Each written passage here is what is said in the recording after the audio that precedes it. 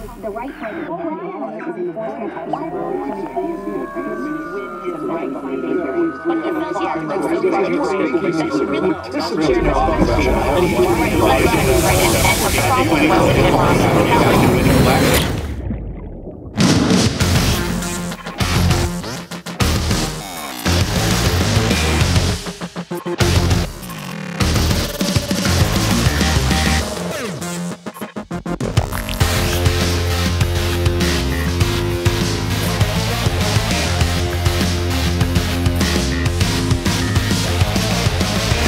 This is the Glenn Beck Program. Well, hello, America, and welcome to the Glenn Beck Program and to The Blaze. This is the network that you are building. On Fridays, we try to do something called Ask Glenn Anything. I think that's what, is that what we call this thing? Oh, Conversations with Glenn. Whatever. It's when we have a chance to just talk about the things that might be on your mind. And I talked to Pat right before we went on the air, and nobody here had a question on sequestration. And I found that I found that a little disappointing, quite honestly. I'm a little disappointed with you all because I think it's a very important topic. So we give one more chance. Does anybody have a question? Yes, you, sir. Do you have a question? I do, Glenn. Yes, I do, Glenn. What about this sequestration thing? Sequestration. Is that a good thing or a bad thing? It's a very good thing. Okay. Sequestration. This is something that I think that all of us really should understand because the media on both the right and the left are trying to convince us that they can't find $85 billion in our budget. That's what it is, $85 billion. That's all they have to find. We just found $60 billion, and you were somehow or another heartless and un-American if you didn't spend the $60 billion for Hurricane Sandy. But now they have to find $85 billion, and even the president who came up with sequestration is now saying that it's just too much. It's just too much, and it's radicals who will cut this. And the Pentagon came out today and said that they have to cut 800,000 jobs. And if that's really what their cut is, if that's how out of control the Pentagon is, that they can't find any other waste, then it's time to shut them down anyway. So sequestration is a good thing. And then after we do the first one, then we should come up with another 10% across the board and just keep doing sequestration and force them to cut the size of the butt of the government. But I asked the guys this morning, I said, could somebody come up with just a small list of cuts really quickly, just off the top of your head, what could we do?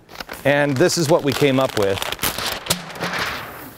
These are just some of the cuts we think are easily done. $115 billion like that. And they involve things like, what do you guys say? We don't do tests on video games for the elderly. Because we're doing that now. We're testing video games on the elderly to see what their reaction is. I don't really care what their reaction is. We're in trouble, and there's a lot of cuts that we can make. Very good question, sir. Thank you. Thank you, Glenn. Thank you. I hope that answers that for you. Now, you wouldn't cut the study on the sexual habits of the cave-dwelling Paiute trout, would you? Oh, no, of course because not. Because that's a very important one. That's critical. Yeah. Our first question comes from Pat Gray. That would be. That was you. That's you just asked that question. Yeah. Oh, that's right. All right. Okay. This is from Doug Morris. Where's Doug? Here. Where are you, Doug? Hello, Doug. How are you? Good. How are you? Very good. Look at a man who stands up. Good for you. I like that. Good job. I'm going to stand up too. Bring it on, brother. All right. If sheriffs truly stand strong and protect the Second Amendment against federal and state law enforcement, will this not end with another Concord Bridge? That's a shot heard around the world. Maybe. I hope not. I mean, if you remember right, if I remember right, help me out if anybody knows history. But I believe what the people did is they stood up to the British and they said, and the British were coming to take the guns in the armory, and the people stood across and said, you're not taking our guns. You can take the guns in the armory because they belong to you, but you are not taking our guns. And that's why it became heated, because the British were saying, no, you got to not only give us those, but also we're going to take yours. I think it will if we don't get the word out and start to make sense on what natural law really means. Because our Constitution is based on natural law. The castle doctrine and the right to defend yourself really come from the cave of bears. If you look at anything in nature, you look at a lion or you look at a bear in a cave, what would the left say if some dope walked into a bear cave where the bear had the cub, and some dope was walking in and like, oh, I'm just gonna go cuddle that little cub, and went into the bear cave and they were mauled to death? Everyone would say, well, that guy, I mean, he was stupid. What was wrong with him, right? The bear had a right to defend the bear cub. It was natural for them to do it. You don't go into the cave and surprise the bear. Even if you have no intentions of hurting the little cub, you just wanted to cuddle the little cub. You don't do it. And the bear had a right to defend itself, especially in its own house, its own cave. That's natural law. And they're asking us to go against nature. You have, and so do animals, a God-given right to defend yourself. We weren't born with big scary claws, and we weren't born with, big scary teeth, the better to eat you with. We were given a brain. We have invented ways to defend ourselves, and no one is to take that right away. So if it means that as communities, with our sheriffs, we stand peacefully and say, look, you can take what's rightfully yours, but you are not going to take our guns. If that's what they want to do, I think we will be remembered as the people that lost the first real freedom ever really truly enjoyed by mankind. And I don't want to be a part of that generation. I don't want that to be on my long list of things I did or Just didn't do. One correction there. The Osmonds were born with big scary teeth. Whole family. And Carly Simon. Yes, and the Osmonds, Kennedys. Carly Simon, some Yeah. of the Kennedys. So Right. some of us were born with big scary teeth. But Right, thank you very much. Right on the whole. Got it. Where's Stephanie Turner? And you don't have to stand. You remember your question? Yes. I would actually appreciate it if you stood. I can barely. Thank you. Yes. With the electable sheriffs now coming out and saying that they are going to help us defend our Second Amendment right, should we be assisting them by starting a grassroots movement to keep them protected I would. when the people Look, are, I mean, they're going to get smeared at Oh election my time. gosh. And I talked to these guys and they knew it. Last night when I had, or 2 nights ago, I had these guys on and we talked about the sheriffs and talked about what they're facing. These are guys who really are just like most of us, and believe me, I have a different point of view of what is capable and what people are capable of and what the media and the elites are capable of and what they can do to you. They will destroy you because you're standing in the way of their universal plans and billions, if not trillions of dollars.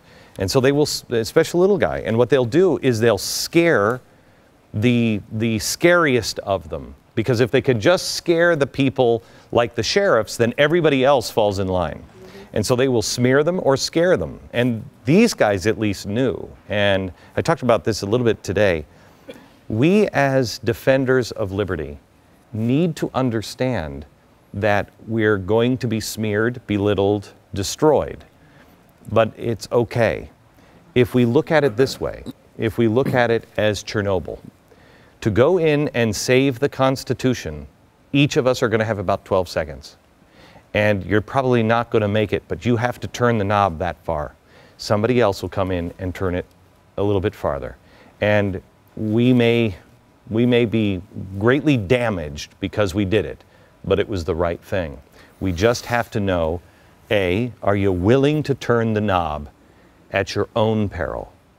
B, to do that, it helps me do that if I know somebody standing behind me, or the sheriff knows there's somebody standing behind him, that when he turns the knob, don't worry, you can do whatever you want to me. You can smear me, you can destroy my life, you can kill me. But there's another firefighter that's coming in, and their 12 seconds, they will use it too to turn this knob. Am I the only one that doesn't know the 12-second Chernobyl story? Because Chernobyl, the firemen, wow, does nobody know that? Nobody knows that story? When Chernobyl melted down, they had to go into the power plant. And these guys are heroes over in Russia, and they should be. And they were told, they all came in. There was no way to survive. It was in meltdown.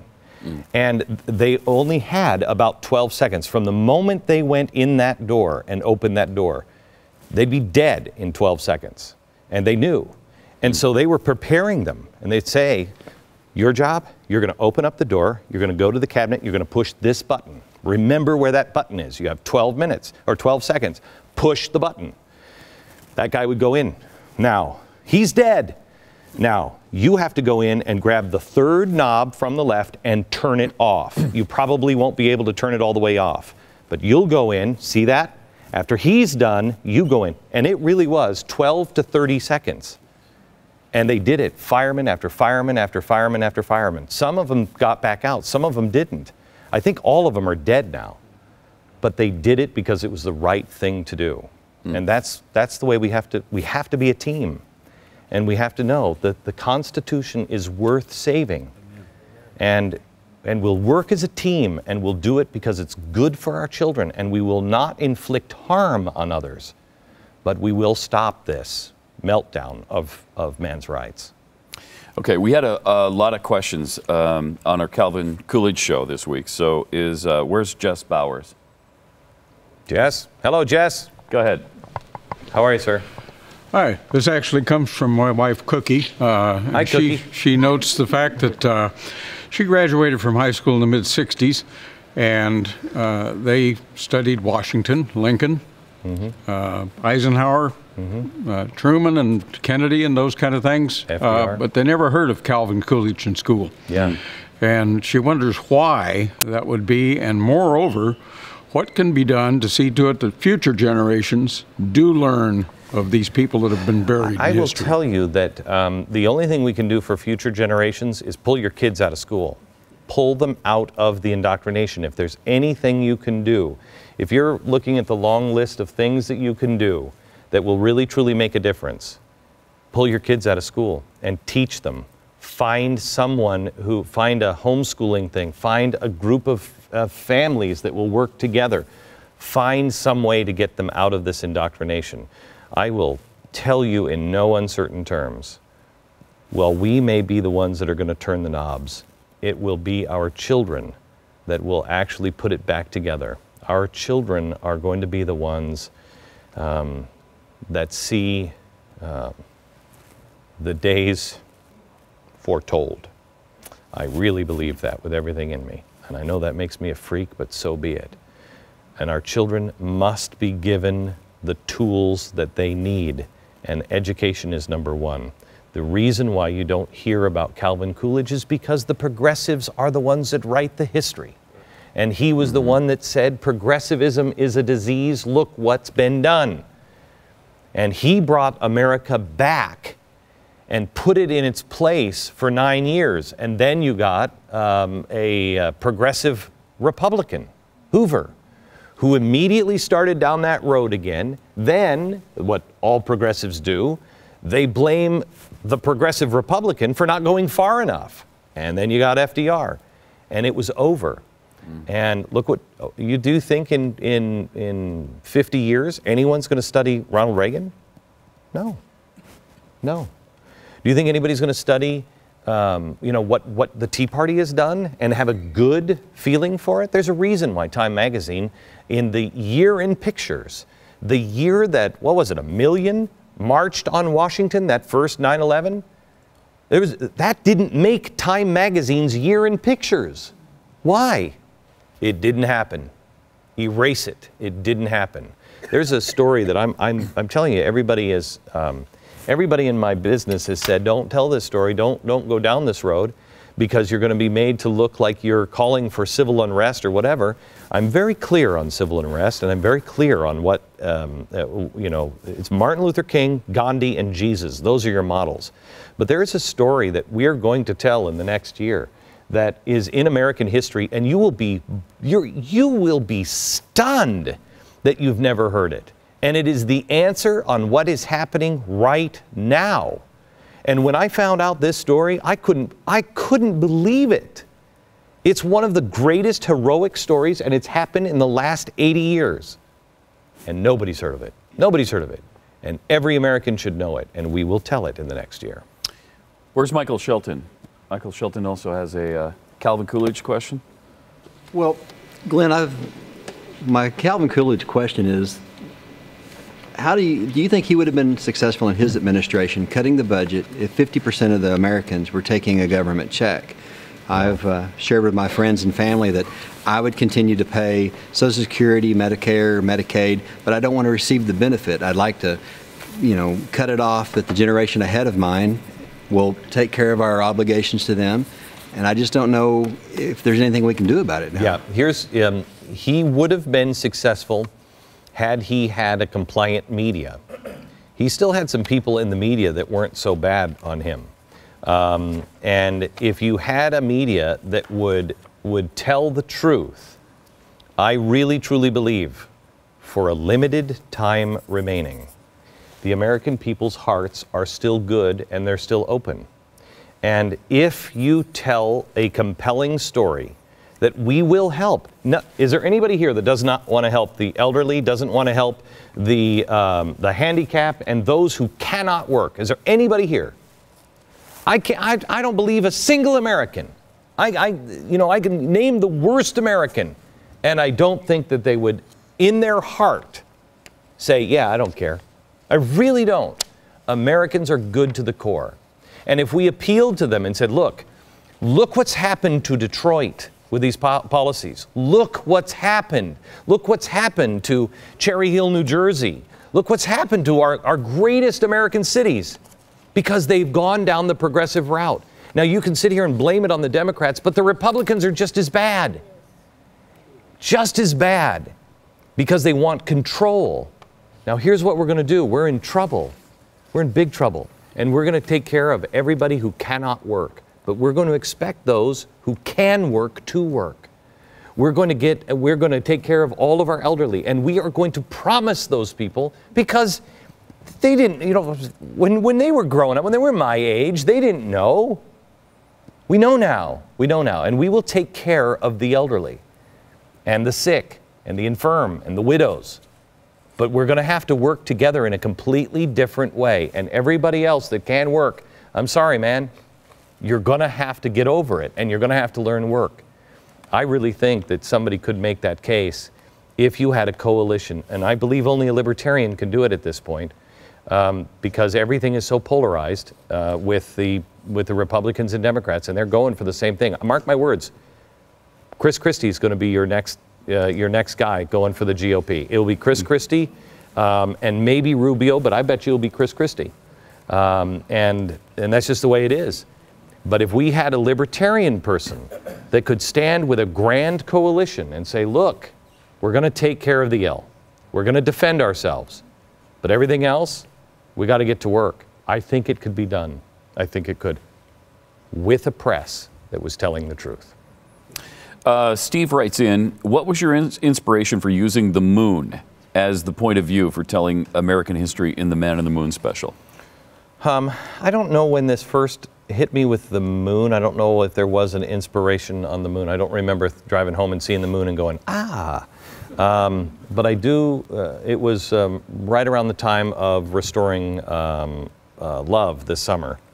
And we had been talking about, it was, prior to it, it was about 6 weeks before it, and we were talking about, I was talking to about one other person about what we're going to do next summer, and I had some different ideas, and we talked about going out to the Grand Canyon and doing it in the Grand Canyon, and I was going to project up on the canyon walls. And then I wanted to have everything, so we would be down here, and I wanted to have everything hidden up on the top of the canyon, and then we would drop the moon down and float it down, and so it would come into play, and then everything would go back up, and you would be in the pristine canyon again at the beginning and the end. But the idea was, to me, the story was, we can't see things because we're so close. And how foolish do we look to somebody who has stood here and watched the whole time? been sent from the very beginning, has watched us and can see the mistakes that we're making and is rooting for us. And then I started thinking about the man in the moon, and if he was real, who put him there? Well, he was put there in the beginning. And he was the lesser light. And why was he the lesser light? He was there to remind us that even in the darkest of nights, the sun will return. There's light, there's hope. And so I started to think of him as a friendly character, one that would be rooting for us. Because guys, you're turned the wrong direction and you've got that big, huge rock in your way. But I can always see the light. I can always see the sun. You can't. Just look at my reflection and remember that it's going to be over soon. It's going to be okay. And then the other side of it was he'd be a little pissed at us because he would look at us and see these mistakes and say, when are you going to get it? You guys have the best shot. I've seen all the other people come and go. And they don't get it, and they weren't even close. You guys are this close, and you're still blowing it. So that's the story of the man in the moon. July 6th in Salt Lake City. You can get your tickets right now. And more conversations with Glenn coming up.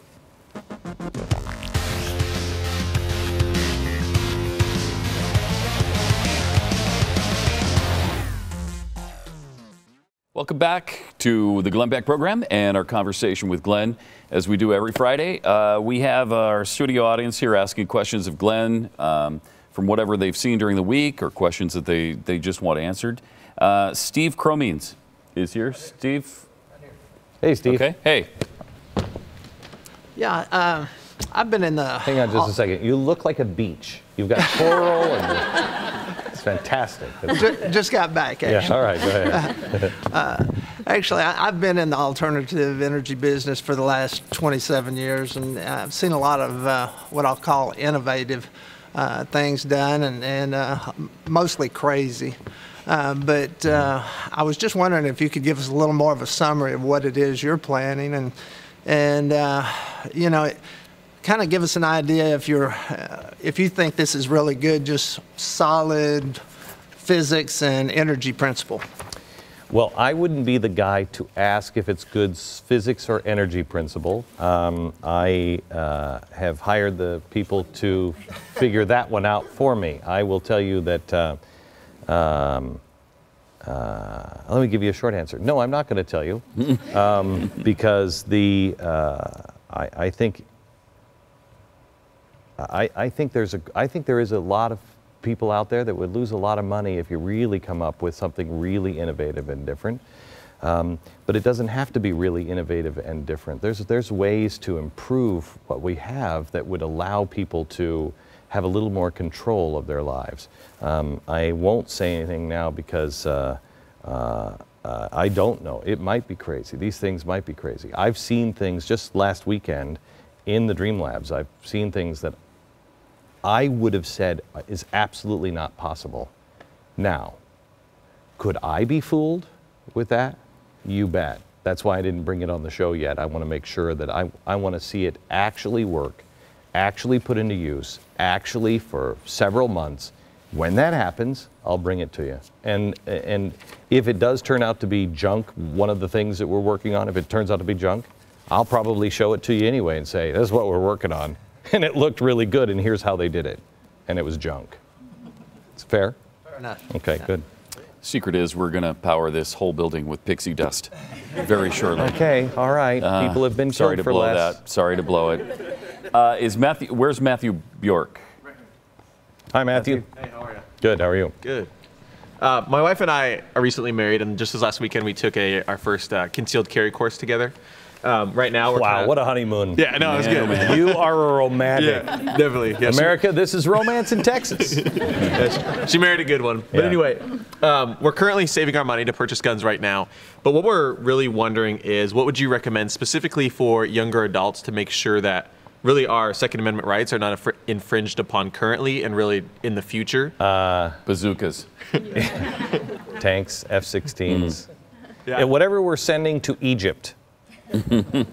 I think the best thing that can be done is know the Constitution and know we're working on a book that is coming out that we've been working with we've got about 4 people who I think are just the best on the gun argument and also what's really causing some real problems in our society. It's a darkness of the heart. It's not the weapon. The weapons haven't really changed all that much. It's a darkness of the heart. And we have a book called Control that is coming out, I think, in April. And my daughter and I were in the kitchen last night. We were talking about it. And she's helping with the editing and also doing research. And there's some parts in there that, that are causing the darkness of the heart in our country that when she told me about what they were finding, I said, no way. And she said, right? I know. That's what I thought, Dad. It's worse than that. And we will put it in our book and show it to you. The best thing you can do is strengthen yourself as a couple. Everybody do this. Put your middle finger down like this. See it? Hold them together like that. Okay, hold your hand like this. This, I think this is God's way of teaching us, you know, universal law of how important the marriage is. Make sure your 2 middle fingers are down solid like that. This represents your past generations. This represents your mom and dad. This represents your children. Try to pull your ring finger apart. You can't. It's the most important relationship that must be kept solid. I think the Lord designed us this way to show us all of our generations and our children can go their own way, but that can't do it. That one cannot be separated. Strengthen your marriage. Watch your children. If you have older children, get them offline. Get them out of the gaming world. Know the Constitution, and then just stand. And if you're looking for a specific weapon, our vice president says double-barreled shotgun. Okay, you don't need anything else. You don't need anything else. Nothing else. Just go out and shoot it randomly into the air. Nobody will mess with you the rest of the night. Is that crazy? That's the craziest thing. This guy makes Dan Quayle look like Albert Einstein. Oh my gosh. I promise you, no one will mess with you. I promise. Thank you, Joe. All right, Tom writes in, Glenn, clearly the cultural sensitivity training was a bad idea. Do you think that any work training programs are a good idea? He's obviously talking about the USDA situation here. Have you ever done any with your own staff? Okay, there's 2 questions there. Are any work training programs good? Well, yes, if you're like an F-16 fighter pilot. You might want to know how to. I think we should train you how to use that. Yeah. Yeah. I'm not sure the U.S. He's talking about sensitivity, though. No.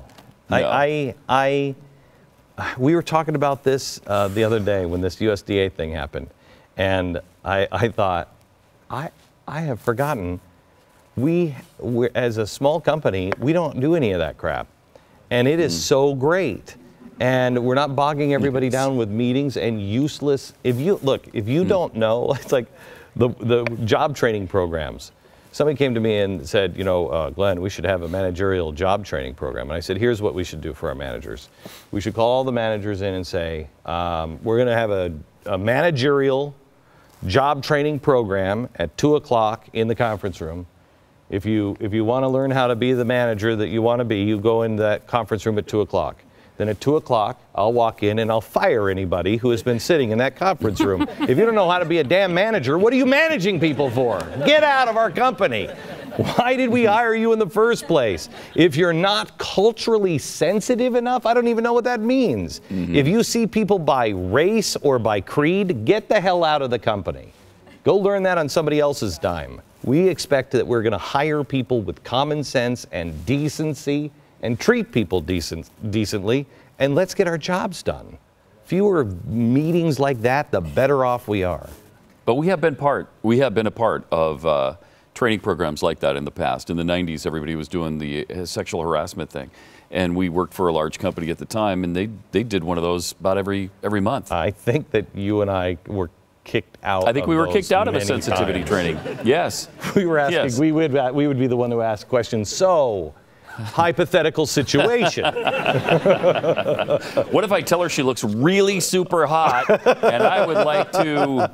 Yeah, and that's when we were kicked out. Yeah. So, yeah. But we got out of them. All right, more of our conversation with Glenn coming up on the Glenn Beck program.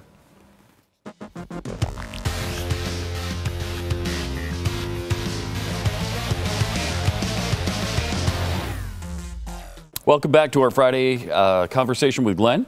We've got a studio audience here asking questions of Glenn, and we've got some people emailing in questions, like this one from Don, who says, Glenn, what if George W. Bush gave the same State of the Union speech, word for word, given by Barack Obama this year? Would it get the same reception from each party?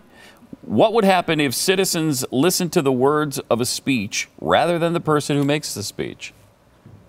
We may never know.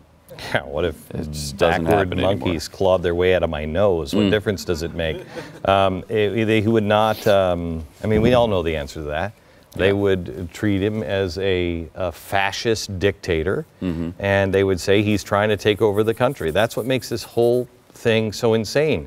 They keep us arguing with each other, and a good portion of us in each party actually will defend our guy, because he's our guy, doing the things that if their guy did, we would go crazy about, and we should. But because he's our guy, we just stand up for it. I mean, I'm so glad. Spit yourself out of the system. I am so glad to. We have about 18 months. 18 months before the machine starts to turn again. And then they're going to start pitting us against each other. And we're all going to start to say, well, yeah, but Chris Christie is better than. And it's going to happen again. You have 18 months right now before that machine starts to turn its wheels and grind us down into babbling progressives. Now's the time to reach out and talk common sense. Right now. And I don't see anybody doing it. And that machine's already starting to grind. I mean, they're already starting to say, well, it's going to be Chris Christie, and it's going to be Marco Rubio, and maybe Rand Paul, but he's nuts. And that's how it'll shape out. In retrospect, though, now that we're dealing with all the dumb things Joe Biden says, he makes George W. Bush look like an absolute rocket scientist. No, he does. Even when George would get a little tongue-tied and say things like, fool me once, shame on me, fool me twice, you're once, twice, 3 times a lady. And I love you. And he had no idea where he was going, but man, I miss him. Oh, does any Democrat do what we used to do with George Bush, where it'd be white knuckles? You'd be like watching him going, oh dear God, please don't. You remember that? As a single, I haven't seen anyone on the left have that sense of shame. They don't care. That is your vice president. Don't care. Oh. Also, Corey writes in, a couple of weeks ago, Glenn, you mentioned that you believed the Bible is a calendar and that we were at a particular point on that calendar. What book do you think we're in the Bible now, and what should we read or pay attention to going forward? Ezekiel, Isaiah, Book of Revelation soon, but I think Ezekiel and Isaiah. Which is somewhat frightening. I think we'd all have to admit. But if you look at the pattern is all here. The pattern is all here. If you want a happier ending and say this isn't the time, because people have said this is the time for thousands of years. Look at the Tower of Babel. We have built the Tower of Babel. We are those people, and we've all said, all of us, I think, all of us have said, God will never let us create life. It will never pass that barrier. We'll never create life by ourselves in a petri dish. Well, we have digitally printed a human stem cell, and it works. We're there, gang. So whether or not he's going to let that go on for long, remember, the story of the Tower of Babel is the good, happy God if you know the Jewish oral tradition of the Old Testament, there's two faces of God. There's the angry God and the kind, loving, embracing God. It's not the angry God that comes down to destroy the Tower of Babel. It's the kind God that shows his face and says, if they do this, they could do anything. And so he destroys them and scatters them. He does it to bless them. And, you know, that's kind of the story of the man in the moon. Where are we in history? And, you know, is it that we are coming towards the end? Or is it that we are coming to a scattering, a new beginning? I hope we are faithful enough to where he doesn't have to wipe all of us out because of the profound darkness that we're capable of. I was having a conversation with Bill O'Reilly, and we were talking about these things, and you know, just last night on what do you think the hearts are darkening? Now, Bill O'Reilly's even saying this. The hearts of people are darkening, and we're becoming really bad, callous people towards each other. And I said, so what's going to snap us out of that? And he said, the only thing that will do it is economic despair. And I said, well, there is another way to go even on economic despair. If you have a group of people that are such sheep that they have followed people off that cliff anyway because it's these bad people that did it to you. It's the rich, it's the whatever. In Germany, it was the Jews. When you go into economic despair, if those people have enough people that will follow them still, they can say, see, I told you, get them. And we'll tear each other apart. Hopefully, economic despair, we don't turn into that. We remain Americans, but we are hardening our hearts towards each other, and it's a very dangerous formula, at least in history. Happy New Year, everybody. Happy President's Day and stuff. A great way to get into spring break, too. Wow. Okay, I think I'll just sleep through spring break now after that. All right, more conversations with Glenn coming up on the Glenn Beck program.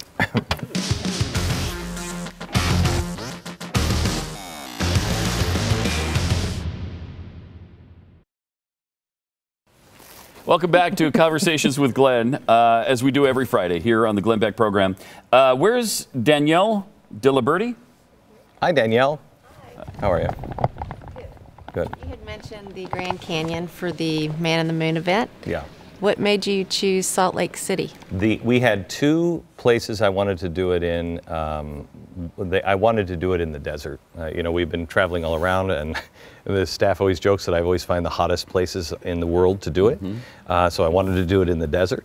And the Grand Canyon, I didn't want to mess with the federal government because they'd never give me permission to do what we wanted to do. And then we were going to an Indian tribe that is as part of the canyon. And we really wanted to do it with them, but we tried 3 separate meetings with them to move things forward. And the saddest thing happened, members of the tribe would die, and they have a custom that if somebody dies, they have to stop everything for a week. And honest to goodness, all 3 times we were scheduled to go out, somebody had died. And we got to the 3rd one, and I said, I don't think this is a good, that's not a good omen. They seem to be dying, and what happens if it's like July 3rd and somebody dies? And we're like, oh, everybody go home. So then we looked at some other places, and we ended up in Salt Lake City, quite honestly, because we knew there are a few hot spots in the country: Utah, Ohio, Texas, Florida. Can you think of Texas. I already said Texas. Florida. I said that too. Ohio. That we're very strong in. Mm-hmm. And Utah. Okay. One of them. I'm going to punch you in the face. Florida. I got Florida? that one. There are a few places in the country that we know that we can draw a very large crowd, and there is no margin for error on this budget. It is budgeted to come in at a profit of 0. And so I couldn't lose money. We needed to put it in a place we knew we could get it. Did you mention San Francisco? I didn't. New York? New York City? I'm huge there. I can kick you hard. People love us. They secretly love us. They love us so much. They don't even know how much they love us there. Where's Parl Johnson? Did I say that right? Yeah. Parl? Carl with a P. Oh, Parl with Yeah. Wow. What does that come from, Parl? Parl. So. Got it. Okay. It comes from Carl? No, it comes from Parl. Parl, okay. He Actually, said, did you mention Parl, Pat? I have a great uncle Parley. They called him Uncle Parl. So Okay, that was his good. nickname. Okay. All right. Fascinating story. Especially the way you tell it. Thank you. Yeah. Really. Oh, no. This show is going to be out of control in about 10 minutes. Our family would like to start a business, but we're not really sure how we would get started. Is the marketplace or the American Dream Labs something that can What help kind of with that? business? I don't know. What kind of business is it? Well, I'm a web developer, so we were thinking about doing something on the web. But we've dabbled in some things in the past. We think we could retail some products, but we're just kind of playing around with some ideas right now, and we didn't know if there were some startup mechanisms you were considering or some things on the marketplace. You know, that I could just help had a us. meeting today on the marketplace. This is one of the most frustrating things in my media empire because I have very specific feelings about it. And the most frustrating thing about the marketplace is it takes enormous amounts of money to do something as grand as I want to do, and we don't take on any debt. And so I have to do it very, very slowly. And the problem with startup businesses, as we are finding, is they don't have the infrastructure to handle. We're a victim of our own success. They don't have the infrastructure to be able to handle the load that when they put their product online, we point it to their store and it breaks down because they can't handle the load. So yes, so we have been talking about finding ways to be able to handle kind of what Amazon has done, where we handle the back end for you. So you make a product, whatever it is, you send us a bunch of products, it's purchased through the store and everything else, and we ship it out for you. If it's a product like that, we just ship it out for you and handle that, because it will look bad for your company and mine if we have a problem getting things to customers in a timely way.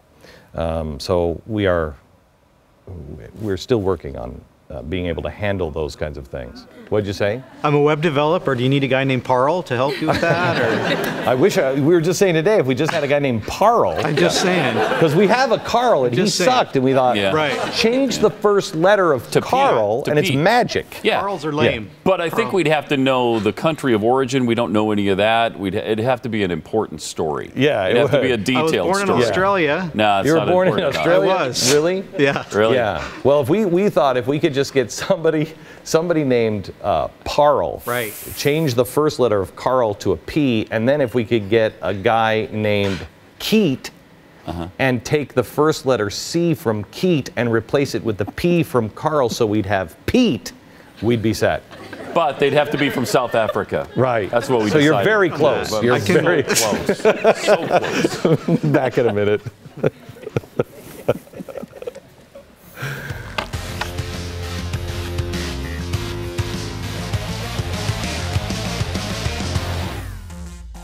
All right, we just time for one more critically important question, and that comes from Maggie, who writes in, who is Jeffy? I really feel sorry for the guy. Y'all pick on him unmercifully, so let's meet him and see why he's so abominable. Oh, well, that's easy. Is Jeffy here? Where's Jeffy? Jeffy? I hear the laugh. I hear the nauseating Oh, laugh. hi, there it is. Right here. There's the abominable man right there. Let me tell you real go. quick story about Jeff Fisher. He is one of our producers on the radio show, and I don't know what else we No one knows what he does. Right, he's embezzling from us. But the first day I did talk radio in Florida, he was the producer. He was the board op of the show. I was all by myself. I was dying. I was in a bit that lasted 8 minutes. It was just dying on me. Day number one, and what he did is he was standing on the other side of the glass, and before he pushed the commercial, I pointed to him several times, and then he looked at me and went, and then pointed at the commercial. So he hasn't been a supporter since day one, and he still has the same attitude. No idea why he's From here. Dallas, good night, America.